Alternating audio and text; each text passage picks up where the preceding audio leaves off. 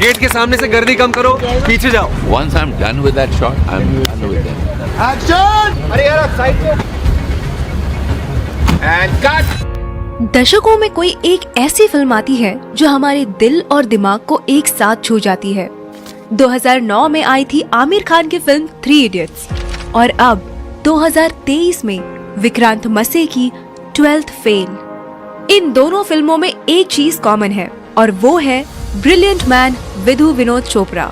12th fail movie को उन्होंने इतनी ऑथेंटिसिटी के साथ बनाया है कि इसे देखने के बाद हर कोई अपने आप से रिलेट कर पा रहा है। तो चलिए देखते हैं इस must watch movie 12th fail के कुछ बिहाइंड द सीन्स और जानते हैं कि आखिर कौन कौन से लोकेशंस पर इस मूवी को शूट किया गया है। साथ ही जानेंगे कि इस फिल्म की ऑथेंटिसिटी को मेंटेन करने के लिए मेकर्स को क्या क्या करना पड़ा। तो स्वागत है आपका आपके अपने चैनल अनिकेत निगम क्रिएशंस पर। जैसा कि हम सब जानते हैं कि 12th फेल एक रियल लाइफ स्टोरी है जो कि बेस्ड है मनोज कुमार शर्मा पर, जिन्होंने अत्यधिक गरीब परिस्थितियों के बावजूद one of the most difficult exam crack किया और IPS ऑफिसर बने। इस मूवी की स्टोरी राइटर्स ने अनुराग पाठक जी की लिखी हुई बुक 12th फेल से ली है।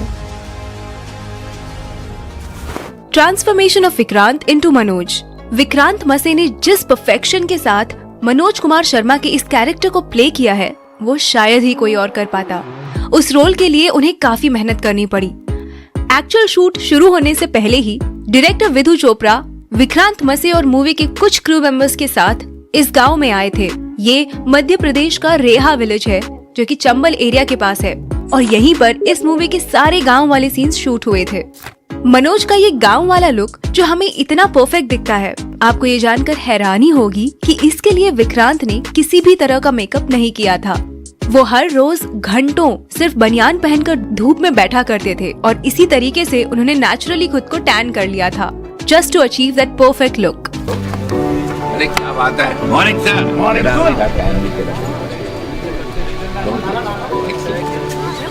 लेकिन ज्यादा धूप की वजह से उनकी स्किन इतनी ज्यादा टैन हो गई थी कि वो जली हुई लग रही थी और ये कुछ सीन्स में एविडेंट भी है। फॉर एग्जाम्पल ये वाला सीन जहाँ मनोज की दादी अपनी जमा पूंजी उसे सौंपती है ये कहकर, खर्चे की चिंता मत करियो, अब बड़ा पुलिस अफसर बनकर ही लौटियो। एंड देन ये वाला सीन मेंस एग्जाम में फेल होने के बाद जब मनोज श्रद्धा के घर मसूरी जाते हैं, उस सीन में भी उनकी बर्न स्किन हमें क्लियरली दिखती है। इसे वो लोग मेकअप से कवर डेफिनेटली कर सकते थे, लेकिन विक्रांत ने कहा कि इसे एज इट इज रहने देते हैं क्योंकि उस सीन में मनोज लो और अंडर कॉन्फिडेंट फील कर रहे थे because of his failure in the exam और विक्रांत भी उस वक्त बर्न स्किन की वजह से कुछ वैसा ही फील कर रहे थे। इस तरह वो अपनी परफॉर्मेंस को और एनहांस कर पा रहे थे। बाय द वे, अगर मेकर्स चाहते तो पोस्ट प्रोडक्शन यानी कि एडिटिंग के वक्त भी स्किन को क्लियर और लाइटन कर सकते थे, but they had decided to keep it natural. Madhya Pradesh के उस रेहा गांव में शूट हुए सीन्स के ये रहे कुछ बिहाइंड द सीन्स क्लिप जिसमें 12वीं क्लास में पास होने के लिए मनोज पर्चियां बना रहा होता है। देखिए DOP ने कैसे उसे अपर एंगल से शूट किया था और तब इतना भारी वजन का कैमरा उन्होंने अपनी कमर से बांधा हुआ था। Making of cheating scene. ये जो चीटिंग वाला सीन है इसे शूट करते वक्त डायरेक्टर विधु विनोद चोपड़ा जी को काफी तकलीफ हुई थी क्योंकि इस लोकेशन के साथ साथ हमें इसमें दिख रहे सभी स्टूडेंट्स रियल हैं। जूनियर आर्टिस्ट को पता होता है कि शूटिंग के टाइम कैसे बिहेव करना है और भीड़ वाले सीन्स में उनकी नजर कैमरे की तरफ होनी चाहिए कि नहीं, लेकिन इन स्टूडेंट्स को बार बार बताने के बावजूद भी वो वही गलती दोहरा रहे थे और फाइनली जैसे तैसे उन्हें कसम देकर डायरेक्टर साहब ने उनसे ये एग्जाम वाला सीन शूट करवाया था। कैमरे में नहीं देखो। And cut, one more. कलाकारी दिखा रहा है लेकिन कैमरे में मत देखो। कैमरे में कट। सारे लोग बोलो कसम खाओ पहले सब लोग। ऐसा हाथ रख के कैसे कसम खाते हो तुम? इधर रख के बोलो मैं कसम खाता हूँ। हाँ, कि मैं कैमरे में नहीं देखूंगा। बिल्कुल बिल्कुल। चलो action and cut. I think we got it. Playback. सब लोग बहुत अच्छा कर रहे हैं, बहुत अच्छा हंसे तुम लोग। Excellent, thank you, very good job.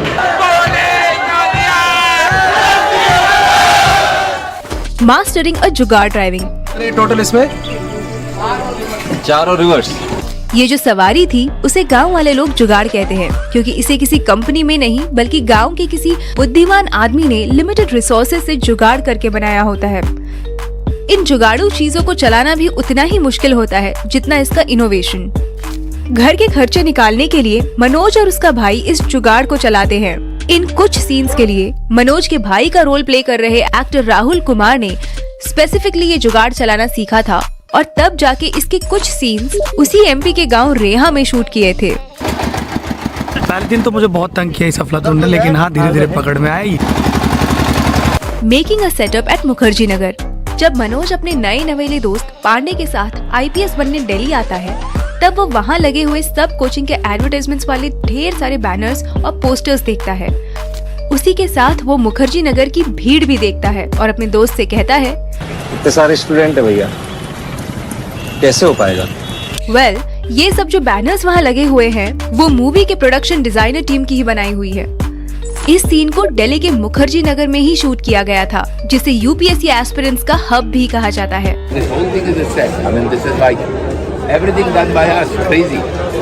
Number 5, making it rain on a sunny day. ये सीन तो आपको जरूर याद होगा। श्रद्धा की इस कोचिंग क्लास में मनोज से मुलाकात होने के बाद कुछ दिनों बाद वो उसे ढूंढते हुए विद्या वाचनालय आती है। यहाँ इस सीन की रिक्वायरमेंट थी बारिश का मौसम, मगर शूटिंग के दिनों में यहाँ तेज धूप पड़ रही थी। इस सीन के लिए टीम ने 2 रेन मशीन्स का यूज किया था और जब श्रद्धा इस लाइब्रेरी में एंटर हो रही थी तब हम देख सकते हैं कि उस सीन को कैसे शूट किया जा रहा है।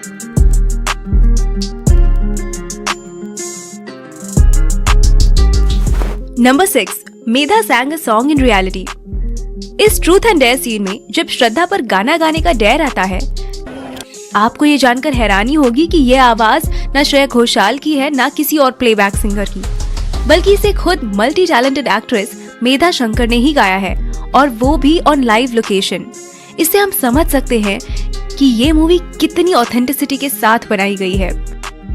जब कास्ट एंड क्रू में से कोई अच्छा काम करता था तो डायरेक्टर विधु उसे 20 रुपए एज अ रिवॉर्ड देते थे, as a mark of good job that somebody had done. जब इस पर्टिकुलर सीन का शूट खत्म हुआ तो विधु जी ने मेधा को 100 रुपए दिए थे, which was 5 times of his regular reward. Indeed, it was worth it. क्योंकि सच में यहाँ पे मेधा जी की परफॉर्मेंस हार्ट स्टीलिंग थी। 100 rupees. Wow. When I give 100 rupees, you know how nice it is. Wow. ये सीन दिल्ली के दिल्ली हाट इस रियल लोकेशन पर शूट हुआ था। इस सीन को अगर आपने गौर से देखा हो तो आपको रियल कपल मनोज कुमार शर्मा और श्रद्धा जोशी भी यहाँ पीछे बैठे हुए दिखाई देंगे। इन दोनों को बैकग्राउंड में आउट ऑफ फोकस ही क्यों ना हो, लेकिन इस मूवी का हिस्सा बनाना था और ये आइडिया डायरेक्टर विधु जी का ही था। इस सॉन्ग को फिर बाद में मेधा जी की आवाज में एज अ फिल्म वर्जन भी रिकॉर्ड किया गया था। Number 7, Rajneesh transformation. फिल्म के सभी कैरेक्टर्स की स्क्रिप्ट के अकॉर्डिंग एजिंग की जा रही थी और उनके लुक चेंज किए जा रहे थे, लेकिन जब मनोज की छोटी बहन रजनी की बात आई तो उसे छोटा बड़ा कैसे दिखाया जाए, ये चैलेंज मेकर्स के सामने था। इसकी तो कोई छोटी बहन भी नहीं थी जिसे वो छोटी रजनी दिखाते, लेकिन हाँ इसका एक छोटा भाई जरूर था, तो उन्होंने उस पर ये एक्सपेरिमेंट किया और उस लड़के को ही छोटी रजनी बनाकर शूट किया। और क्योंकि वो दोनों भाई बहन थे, उनके फेस कट्स अच्छे से मैच हो रहे थे और कुछ इस तरह उन्होंने रजनी के कैरेक्टर में ऑथेंटिसिटी मेंटेन की थी। Number 8, special appearance of doctor Vikas Divyakirti. हम सब इससे वाकिफ हैं कि 12th फेल में दृष्टि आईएएस के founder and coach Vikas sir का स्पेशल अपीयरेंस है। डायरेक्टर ने एक्शन बोलते ही विकास सर की क्लासरूम में एंट्री हो जाती है। सर आगे जाकर स्टूडेंट्स को सिविल सर्वेंट का महत्व समझाते हैं। And action! आइए Vikas sir, very good, walk fast.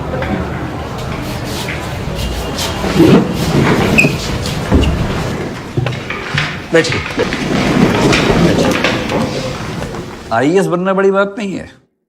बड़ी बात यह है कि जिस कुर्सी पर आप बैठेंगे ना, उससे आपकी इज्जत ना हो, बल्कि आपसे उस कुर्सी की इज्जत बढ़े।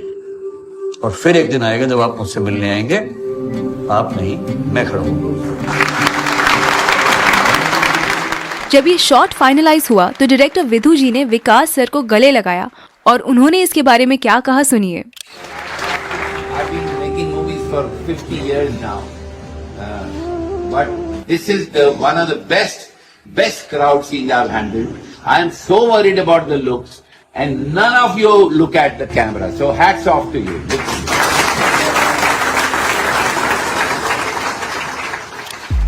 आपकी जानकारी के लिए बता दें कि इस मूवी के कुछ सीन्स और डायलॉग्स विकास सर ने खुद ही लिखे हैं, खास करके ये लास्ट वाला इंटरव्यू वाला सीन। 12th फेल को पहले राजकुमार ईरानी डायरेक्ट करने वाले थे, लेकिन इसे लिखते लिखते विधु जी इन कैरेक्टर्स से कुछ इस तरह अटैच हुए कि उन्होंने इसे खुद ही डायरेक्ट करने का फैसला किया। यूजुअली विधु विनोद चोपड़ा अपने फ्रेंड्स राजकुमार ईरानी और अभिजात जोशी के साथ कोलैबोरेट करके लिखते हैं, लेकिन उस टाइम पीरियड में वो दोनों डंकी पर काम करने में बिजी थे। काश राजकुमार ईरानी डंकी की बजाय 12th फेल को डायरेक्ट करते। उनकी डंकी ने तोड़ी हुई ब्लॉकबस्टर की स्ट्रीक टूटने से तो बच जाती। Shooting at UPSC headquarter. Climax में जब यूपीएससी के प्रीलिम्स और मेंस को क्वालिफाई करने के बाद मनोज को जो इंटरव्यू कॉल आता है, तब मनोज के साथ श्रद्धा उसे यूपीएससी हाउस तक छोड़ने आती है। यहाँ गेट के बाहर जितने भी सीन्स हैं, इन्हें रियल लोकेशन दिल्ली के धौलपुर हाउस पर ही शूट किया गया है। ये वही जगह है जहाँ पर यूपीएससी के इंटरव्यूज लिए जाते हैं और यहाँ पर मूवी को शूट करने के लिए मेकर्स को स्पेशल परमिशन लेनी पड़ी थी। लेकिन उसके बाद के जितने भी अंदर वाले सीन्स हैं, उन्हें वहाँ शूट के लिए परमिशन नहीं मिली और इसी के कारण उन्होंने ये सारे सीन्स इसी हाउस के रेप्लिका में शूट किए थे। ये एग्जैक्ट रेप्लिका न्यू दिल्ली में रिकंस्ट्रक्ट किया गया था। Making of the song restart. Bollywood में जो पहले कभी ना बना हो, कुछ ऐसा एंथम सॉन्ग डायरेक्टर विधु जी को इस 12th फेल मूवी के लिए बनाना था। जैसे कि कोई कमरे में गा रहा हो, थोड़ा सुरीला और थोड़ा बेसुरा, थोड़ा आगे थोड़ा पीछे। तो शांतनु मोइत्रा ने इस रीस्टार्ट सॉन्ग को कंपोज किया था और देखिए इसे कैसे रिकॉर्ड किया जा रहा है। विधु जी ने इसे उनके असिस्टेंट डायरेक्टर से रिकॉर्ड करवाया था, क्योंकि उनका कहना था कि ये लोगों का गाना है, तो लोगों को ही गाना है। Detailing in the shots. 12th fail को कम्प्लीटली ऑथेंटिक बनाती है इस पर की गई डिटेलिंग। तो चलिए बात करते हैं इस मूवी के कुछ डिटेल्ड सीन्स की। सबसे बेस्ट चीज ये थी कि मनोज कुमार शर्मा और श्रद्धा जोशी, इन दोनों के भी रियल लाइफ के नेम्स मूवी में भी एज इट इज रखे गए थे। मनोज गरीब घर से बिलोंग करता है, तो उसके सभी सॉन्ग्स हमें क्लासिकल बैकग्राउंड म्यूजिक के ही सुनने को मिलते हैं।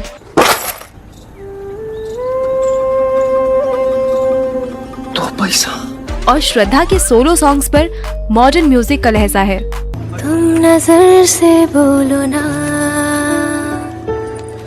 लेकिन जब वो दोनों साथ में आ जाते हैं, तब इन दोनों क्लासिकल और मॉडर्न म्यूजिक को ब्यूटीफुली कंबाइन करके प्रेजेंट किया गया है। अब जाओ, पलट दो दुनिया। Will you marry me, Manoj? Shraddha deputy collector बनने के बाद जब मनोज के इंटरव्यू के दिन दिल्ली आती है, जिस व्हाइट एम्बेसडर कार में वो दोनों यूपीएससी के लिए ट्रैवल करते हैं, उस कार के नंबर प्लेट की शुरुआत यूए यानी कि तब के उत्तरांचल और आज के उत्तराखंड को रिप्रेजेंट करती है। 12th फेल के ऑलमोस्ट सभी सीन्स रियल लोकेशन पर ही शूट हुए हैं। हालांकि गांव वाले सभी सीन्स को डायरेक्टर और team easily Mumbai film city में शूट कर सकते थे, but they decided to shoot it in the real village of Reha, just to be a lot more authentic. ये पहली ऐसी फिल्म है जो रियल मुखर्जी नगर और राजेंद्र नगर में शूट हुई है, और वो भी रियल यूपीएससी स्टूडेंट्स के बीच। मुखर्जी नगर में हर हिंदी मीडियम का वो बच्चा था जो अपने गांव में ये बोल के आया था कि मुझे कुछ करके दिखाना है, उसमें भी एक। इस मूवी का हर एक सीन डिटेल है, जिन्हें डायरेक्टर और उनकी टीम ने काफी मेहनत और ध्यान से बनाया है। हार नहीं मानूंगा 12th fail restart based on A true story inspired by million true stories. इसका माने क्या है? हजारों कहानियों से प्रेरित है, तो हजारों कहानियां किनकी कहानियां हैं? वो आपकी कहानी है। और वो पोस्टर में आप ढूंढते रहिएगा कि हीरो कहाँ है, वो आपको नजर नहीं आएगा। एक्चुअली इसमें अगर हम स्पॉट पे हीरो कॉन्टेस्ट करें तो बहुत इंटरेस्टिंग होगा, आपको पता ही नहीं लगेगा कि है कहाँ। यही मैं कहना चाह रहा हूँ। इसमें तो एरो लगाया है हमने आपके लिए कि आप ढूंढ लें कि हीरो कहाँ है। ये होते हैं रियल हीरो। हजारों में से एक मनोज, जैसे हजारों लोगों लाखों लोगों में आप एक है। कई लोगों ने कहा कि उनका हीरो जो गौरी भैया है, कोई कहता पांडे है, कोई कहता मनोज है, कई कहते श्रद्धा है। तो जब आप ये फिल्म देखें तो हमको जरूर बताइएगा कि आपकी नजरों में इस फिल्म का सही हीरो कौन। मैं भी हो सकता हूँ, अगर आपको लगता है मैं हूँ तो वो भी बता दीजिए। 12th फेल 27 अक्टूबर 2023 को थिएटर्स में रिलीज हुई थी। रिलीज पर क्रिटिक्स ने तो इसे अच्छा रिस्पांस दिया ही था, लेकिन पब्लिक ने भी इसके तारीफों के पुल बांध दिए थे। यही नहीं, बल्कि कमल हासन सर ने भी 12th फेल देखने के बाद तारीफ भी की थी। नमस्ते, I am talking from the NFDC theatre in Chennai, where I saw 12th Fail by Mr. Vidhu Vinod Chopra. He's a friend of mine. These are occasions when you feel proud to say that you're somebody's friend. It's not an ambitious film, but it's a film about ambition. And to craft such a film and make it work, that is ambitious. And he has embarked upon it. I'm very happy I saw the film. Most of them who saw the film I spoke to had only one thing to say. Long time since we saw a good film like this. I would like to second that motion. Thank you, Vinod Chopra, for making a film like this. It brings back hope in filmmakers like me to confidently go ahead and do what you love most. Restart. अगर आप भी 12th fail देख चुके हैं तो कैसी लगी आपको विक्रांत, मेधा और बाकी एक्टर्स की परफॉर्मेंस? हमें कमेंट करके जरूर बताएं। क्या रहा तेरे रिजल्ट का? IPS। इस वीडियो को आखिर तक देखने के लिए आपका तहे दिल से शुक्रिया।